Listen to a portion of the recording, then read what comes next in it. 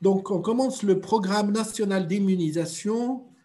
البرنامج الوطني للتمنية. Alors, ce programme est vraiment quelque chose de formidable qui demande un effort monstre du pays avec différents ministères qui sont impliqués et ça dépasse, vous allez voir, ça dépasse le côté médical. La vaccination est vraiment une action sociale de grande envergure et il faut vraiment la préserver parce que elle est considérée actuellement la meilleure invention, la meilleure création au niveau de la santé dans le monde au cours du XXe siècle. C'est vraiment la meilleure réalisation dans le monde en matière de santé. Et donc, préservant ce programme national d'immunisation, le PNI, c'est le nom qui est donné dans tout le monde. Le PNI, c'est une formule du ministère de l'OMS. Bien. Donc, je tiens à remercier M.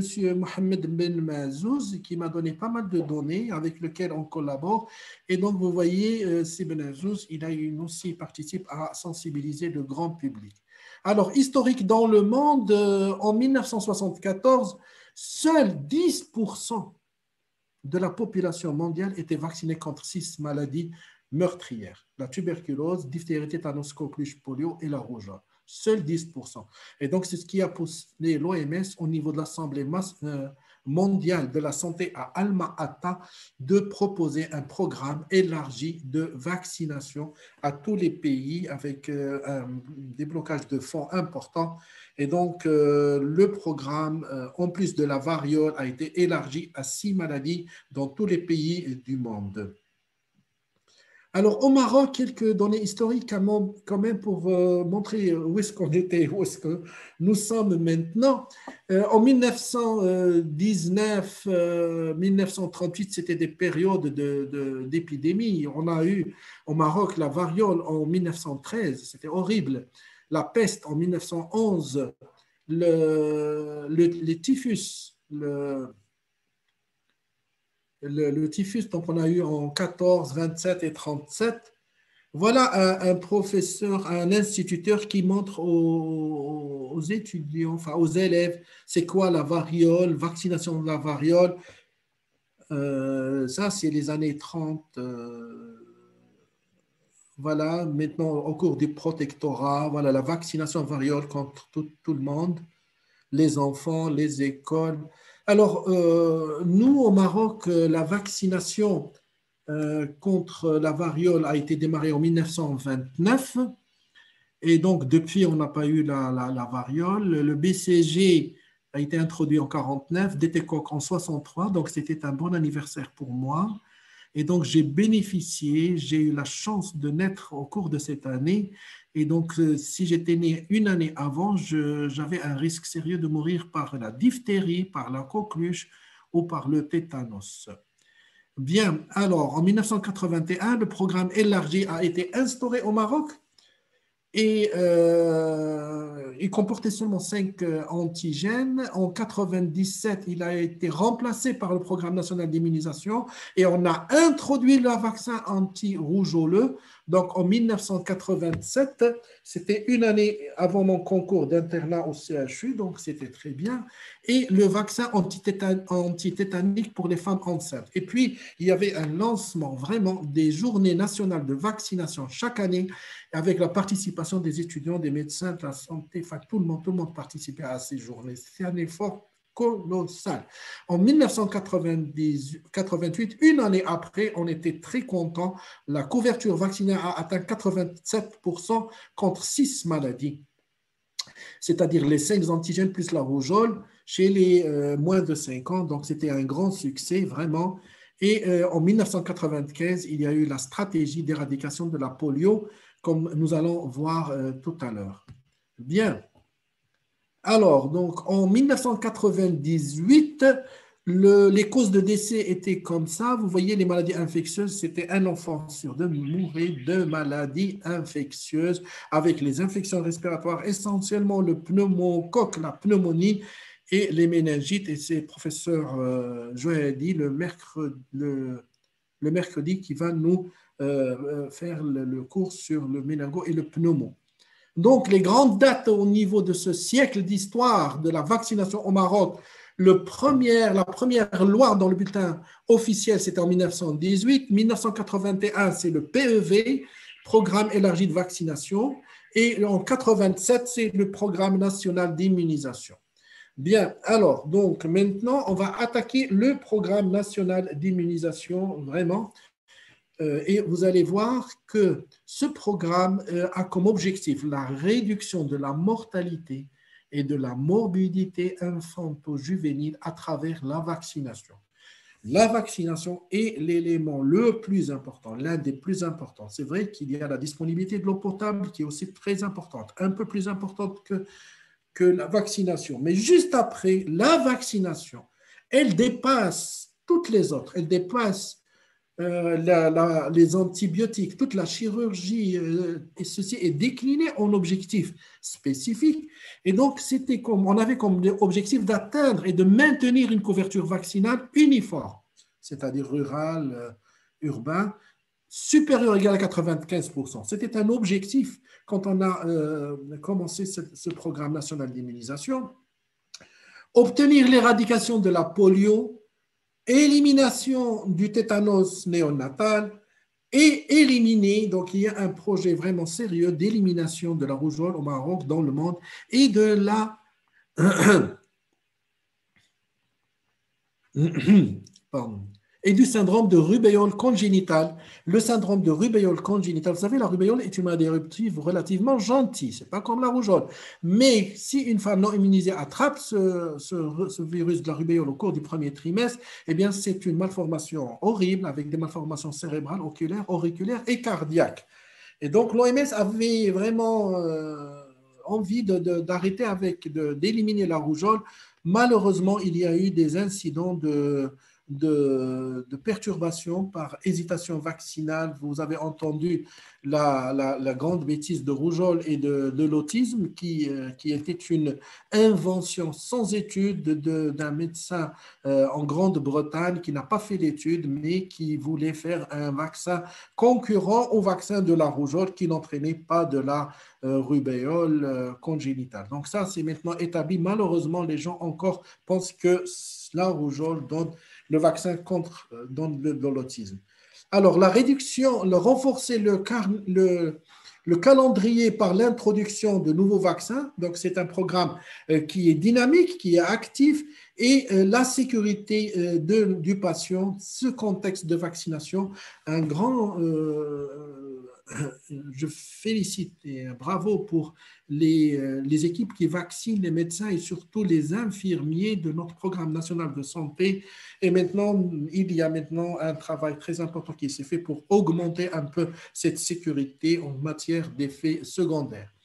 Alors, le calendrier, il est validé par le Comité national technique et scientifique consultatif de la vaccination. Donc, ce sont des experts en vaccination qui se sont réunis pour l'établir, pour l'améliorer. C'est un programme très dynamique et j'ai l'honneur de faire partie de ce comité.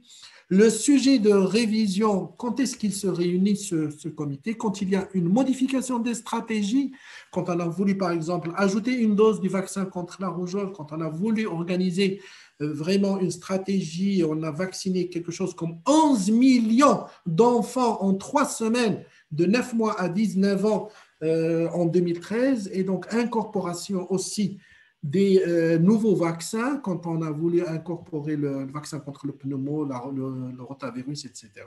Et quand il y a de nouvelles recommandations de l'OMS à appliquer. Ce calendrier est publié, c'est un document très officiel, il est incorporé dans le carnet de santé et il intéresse 2 choses, les moins de 5 ans, mais aussi les femmes en âge de procréer, on les vaccine contre le tétanos et ça c'est très important parce qu'on a éliminé le tétanos néonatal au Maroc. Bien, vous devez savoir que ce comité national consultatif, eh bien, il est très varié. Vous allez voir que d'abord, il répond aux exigences de l'OMS et il est organisé, il est fait par un décret par le ministre. Il est composé d'experts du secteur public, du secteur privé, du ministère de la Santé, des établissements placés sous sa tutelle, mais aussi des ordres professionnels et des associations civiles et savantes. Quel est notre objectif? Le programme national. Eh bien, il doit vacciner quelque chose comme au Maroc, comme 3,5 millions d'enfants en 2021. Vous savez que nous avons au Maroc 650 000 naissances par an, ce qui est équivalent à peu près à la population de Djibouti, un pays comme Djibouti. Et on utilise 11 vaccins, c'est la tuberculose, diphtérie, tétanos, coqueluche, la polio. Il y a l'hépatite B, l'hémophilus, le pneumocoque, le BCG, le pneumocoque, et qu'est-ce qui reste?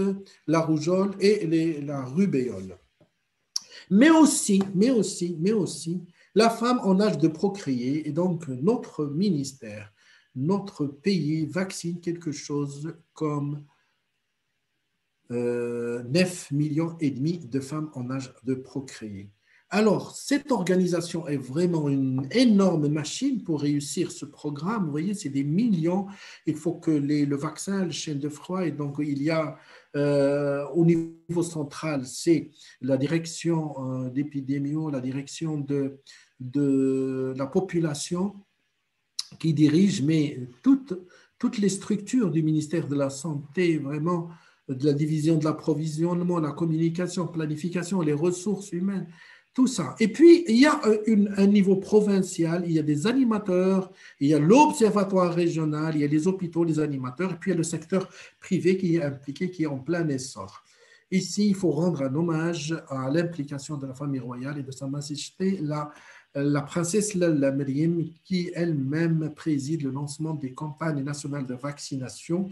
Là, vous avez une petite qui est vaccinée, qui va être vaccinée.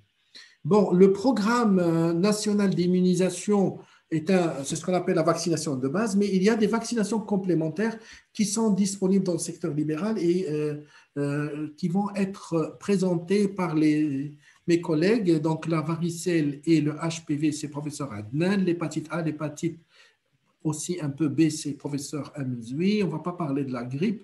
Et méningo avec le pneumo pour madame professeur Zineb Jouhadi. Alors, donc, on va parler un peu plus en détail de ce programme, mais le programme, c'est vraiment la première partie. Ça, c'est des vaccins qui sont disponibles dans le secteur libéral, mais il y a une loi de notre ministère. C'est un citoyen achète le vaccin et il l'emmène en centre de santé. On est obligé de le vacciner.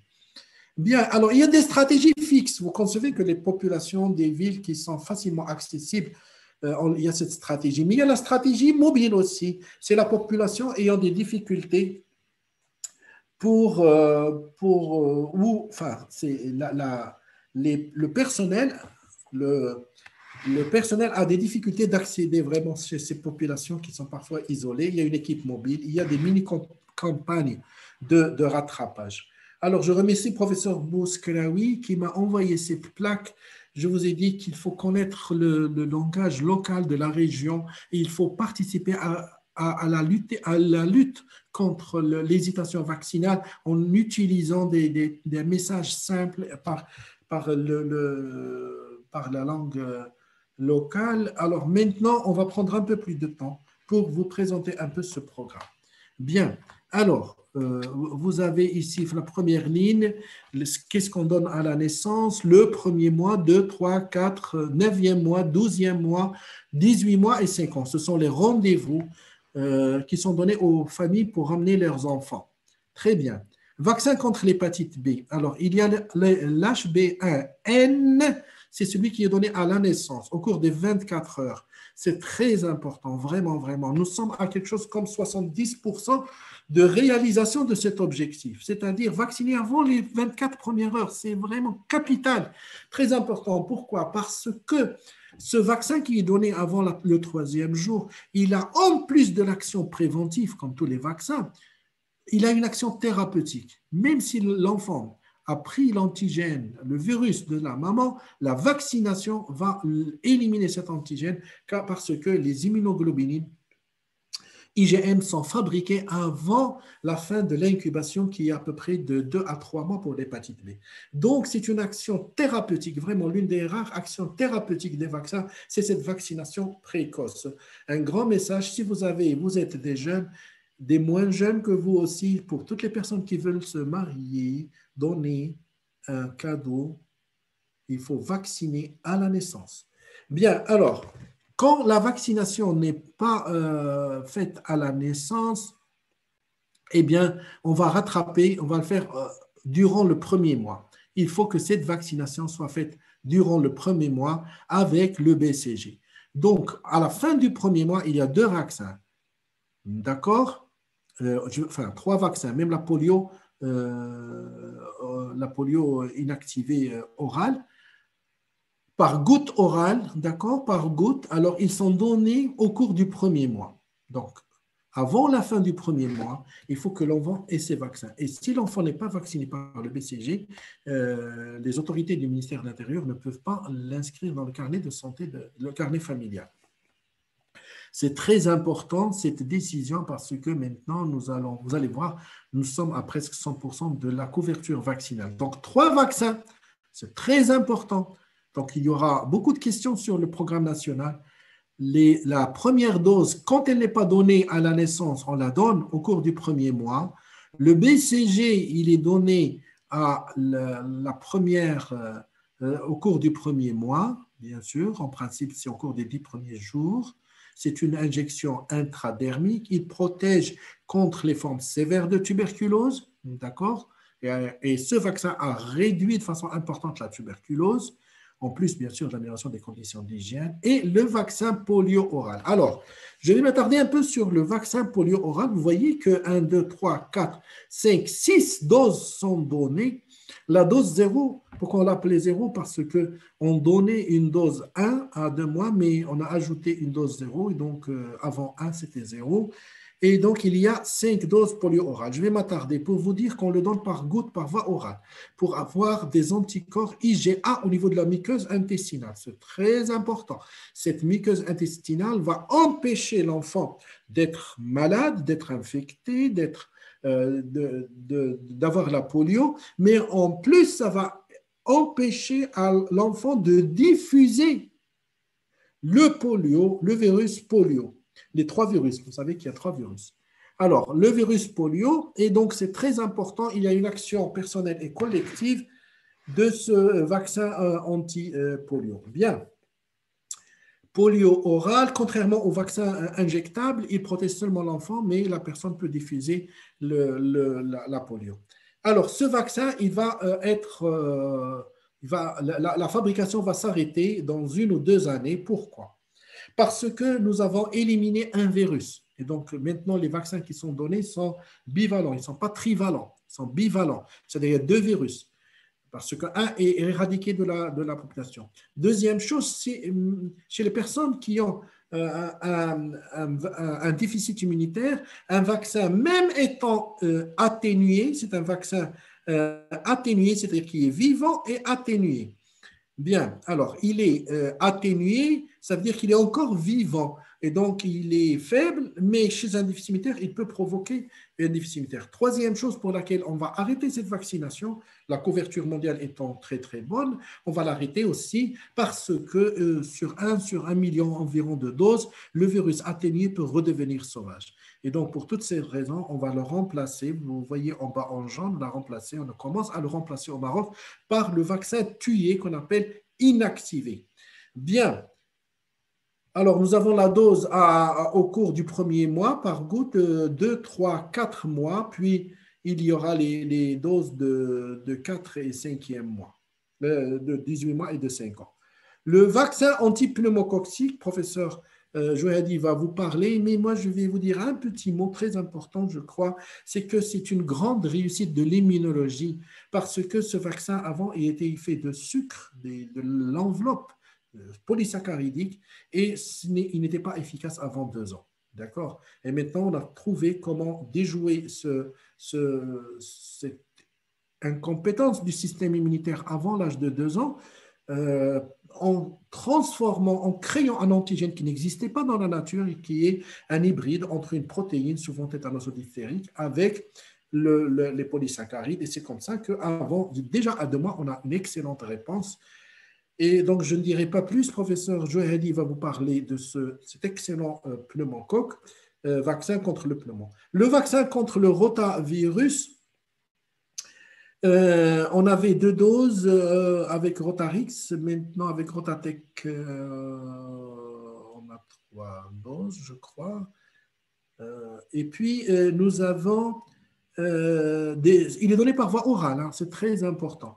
Et il est donné vraiment avant 4 mois. Avant, il était vraiment incriminé, de façon qui n'est pas sûre, de donner des invaginations intestinales, ce qui n'a pas été confirmé. Donc, c'est un excellent vaccin qui a réduit, grâce aussi, bien sûr, n'oubliez pas les sels de réhydratation orale, mais il a réduit vraiment les formes sévères de déshydratation sévère dues au rotavirus, qui est principale cause des diarrhées liquidiennes.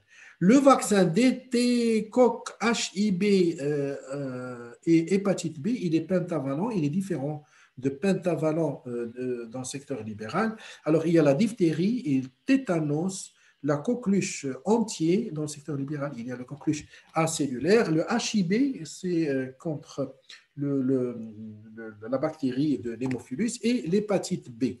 Lui aussi, 3 doses. Et donc, on se retrouve, comme vous voyez, avec 4 doses de vaccin contre l'hépatite B. Et vous voyez qu'on ne fait pas de rappel ni d'autres injections. C'est pour l'hépatite B, mais pour le DT, on fait des rappels, comme vous voyez en bas en rouge, rappel 1 à 18 mois et rappel 2 à 5 ans. Et ça, c'est vraiment récent dans notre programme national d'immunisation. Le vaccin polio injectable, on donne la première dose en plus, bien sûr, de la voie orale, c'est pour commencer, pour habituer toute la machine à utiliser cette forme inactivée qui est injectable, contrairement à la voie orale du vaccin atténué. Le vaccin RR contre la rougeole, on donne une dose à 9 mois, une dose à 18 mois. Très, très important, c'est 2 doses. Donc, la deuxième dose, c'est récent qu'on l'a ajouté, vraiment pour contribuer à cet effort d'éradication de la rougeole. Le vaccin aussi, c'est très important pour éliminer le tétanos néonatal. C'est ce vaccin antitétanique qu'on donne aux femmes en âge de procréer, donc le plus tôt possible, ou bien au début de la grossesse, 4 semaines après, 6 mois après, ou bien à chaque grossesse, on les donne jusqu'à 5 prises. Bien, la stratégie d'élimination de la rougeole. Nous sommes, donc il y a vraiment une action formidable. Je vous rappelle seulement cette action de 2013. On a vacciné à peu près 11 millions d'enfants de 9 à 11 ans, à 19 ans, de 9 mois à 19 ans contre la rougeole, vraiment pour bloquer un peu ces épidémies qu'on avait au Maroc toutes les 4 ans. Ces épidémies étaient dues à quoi? Étaient dues au fait qu'on vaccinait à 9 mois. Donc, à 9 mois, il y avait 10% des enfants qui avaient toujours les anticorps de leur maman. Et il y avait un échec vaccinal chez 10%. 10% de 600 000 naissances, 650 000 naissances, donc ça fait 65 000 enfants chaque année. Et puis, au bout de 4-5 ans, on avait vraiment une population réceptive. Et donc là, on a essayé de bloquer. Vous allez voir des résultats très importants. Voilà les résultats. On commence par la polio. Nous sommes à 100% de couverture, 0 cas depuis 1987. Au niveau de la rougeole et des fièvres éruptives, entre parenthèses, qui sont déclarées, ces éruptions fébriles avec soit catarrhe, soit conjonctivite. Et donc, vous voyez que nous sommes maintenant, depuis 2015, à 100% de couverture et on n'a vraiment plus de cas de rougeole. Et vous voyez qu'on avait des épidémies, des pics tous les 4-5 ans. Pour la diphtérie, excellent, formidable travail. Depuis 1989, 0 cas de diphtérie, maladie mortelle qui était mortelle. C'est cette angine pseudomembraneuse et qui entraînait un groupe et qui avait une fermeture du larynx et décès de l'enfant. Là, nous sommes à 100% de couverture. La coqueluche, 100% de couverture, mais la coqueluche est un vaccin qui n'est pas très, très efficace. Il a réduit de façon drastique la mortalité par coqueluche, il a diminué, mais il n'est pas aussi efficace que la diphtérie et et le tétanos. Et donc, c'est pourquoi il faut toujours des rappels ici. C'est les rappels. Et même maintenant, vous allez voir, on vaccine la femme enceinte contre la coqueluche aussi, pour que l'enfant naisse avec des anticorps. C'est formidable. Et donc, voilà la couverture sur tous les antigènes. Nous sommes à 95-100%. Nous sommes à 69%. Ça, ce n'est pas l'hépatite B. Ça, c'est vraiment le néonatal, vraiment à la naissance. C'est un effort formidable. On est à 70%. Je suis très content. La vaccination, couverture, vaccin anti-pneumocoque conjugué, nous sommes à 95%. Vous voyez que l'introduction du vaccin ici vers 2007-2008, eh bien, on a vraiment une chute drastique en carreau ici de vaccins de la méningite à hémophilie, à tel point que si vous avez une méningite à hémophilie, soit que l'enfant est non vacciné ou bien il a un déficit en anticorps. Bien, ça c'est le tétanos néonatal, très important. Nos enfants au Maroc sont protégés à 85-90% grâce à la vaccination des femmes en âge de procréer. L'hépatite B, vous voyez cet effort continu, dynamique de vacciner. On vaccine à 100% tous les enfants, mais vacciner pendant les premières 24 heures, c'est vraiment un effort monstre. Nous sommes à 70%. Grande réalisation. Vous voyez, en 2011, ici, à droite, en bleu, on était à 90% de la réalisation de vaccination chez les moins de 2 ans. Et grâce à cet effort, vraiment, on a gagné 5% sur l'ensemble, essentiellement par action au niveau du rural. C'est à ce niveau où notre ministère, notre pays a fait un effort extraordinaire. Je salue les responsables du programme national d'immunisation, nos ministères, notre pays, parce que ça dépasse le ministère. C'est le ministère de l'enseignement, le ministère de l'Intérieur. Vous voyez, dans les campagnes, toutes les écoles se transforment en centres de vaccinologie. Les acquis, c'est on a réduit la mortalité tétanos rougeole coqueluche. On a réduit la morbidité, d'accord? Nous sommes le premier pays émeraude. Émeraude, c'est la région Méditerranée Est qui va du Maroc au Pakistan, et sauf l'Algérie. Et déjà, nous sommes le premier pays émeraude qui a éliminé le tétanos néonatal en 2002, polio 0 en 87, diphtérie 0 en 98, diminution des méningites pratiquement 0. On ne voit plus dans notre service spécialisé dans les méningites, et contrôle de la rougeole. Il y a même une perspective d'éradication de la rougeole. La sécurité, voilà notre effort formidable. Cet effort, c'est quoi? C'est la détection des événements indésirables. C'est quoi un événement? C'est très différent d'un effet indésirable. Un événement, c'est quelque chose qui s'est produit. Je me suis vacciné, je sors, j'ai eu un accident. Ça, c'est un événement. Maintenant, il faut prouver le lien. Si on prouve le lien, ça s'appelle un effet indésirable. Vous voyez, donc l'événement, c'est quelque chose qui survient après. Il faut le déclarer pour que les spécialistes de la pharmaco procèdent à chercher le lien. Perspective du... Oui. 8 minutes. J'ai 10 d'introduction et 20 de cours. Très bien. Alors, donc, les perspectives, c'est la dernière diapo. Simplifier, harmoniser avec le secteur libéral, le